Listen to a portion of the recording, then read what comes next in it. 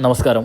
അശ്വതി നക്ഷത്രത്തിൽ ജനിച്ചവർക്ക് വിവാഹത്തിന് അനുയോജ്യമായ നാളുകൾ. അശ്വതി നക്ഷത്രത്തിൽ ജനിച്ചവർക്ക് അശ്വതിയിൽ നിന്ന് തന്നെ പങ്കാളിയെ സ്വീകരിക്കാവുന്നതാണ്. ഏകനക്ഷത്രം എന്ന ദോഷം അശ്വതിയിലില്ല.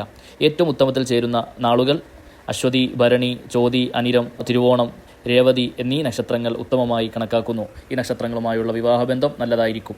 മധ്യമ പൊരുത്തത്തിൽ കാണപ്പെടുന്ന അഥവാ 4 പൊരുത്തങ്ങൾക്ക് ശേഷം 6 പൊരുത്തം വരെയുള്ള മധ്യമമായി കണക്കാക്കുന്ന നക്ഷത്രങ്ങൾ പൂയം, രോഹിണി, മകം, പൂരം, ഉത്രം, പൂരാടം, പുരുരുട്ടാതി, ഉത്രട്ടാതി എന്നീ നാളുകളാകുന്നു.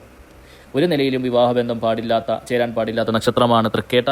അത് വേദനക്ഷത്രമായി കണക്കാക്കുന്നത് കൊണ്ട് ഒരു നിലയിലും വിവാഹബന്ധം പാടുള്ളതല്ല.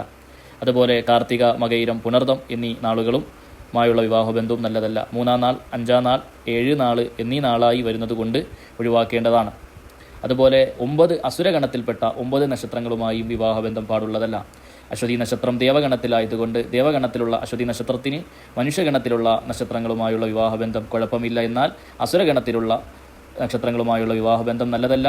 അത് പരാജയങ്ങൾക്ക് കാരണമാകും എന്നാണ് ഗുരുസ്ഥാനിൽ നിന്ന് മനസ്സിലാക്കാൻ കഴിഞ്ഞിട്ടുള്ളത്. നമ്മുടെ ഈ ചാനൽ നിങ്ങൾക്ക് ഇഷ്ടമായിട്ടുണ്ടെങ്കിൽ സബ്സ്ക്രൈബ് ചെയ്യുക.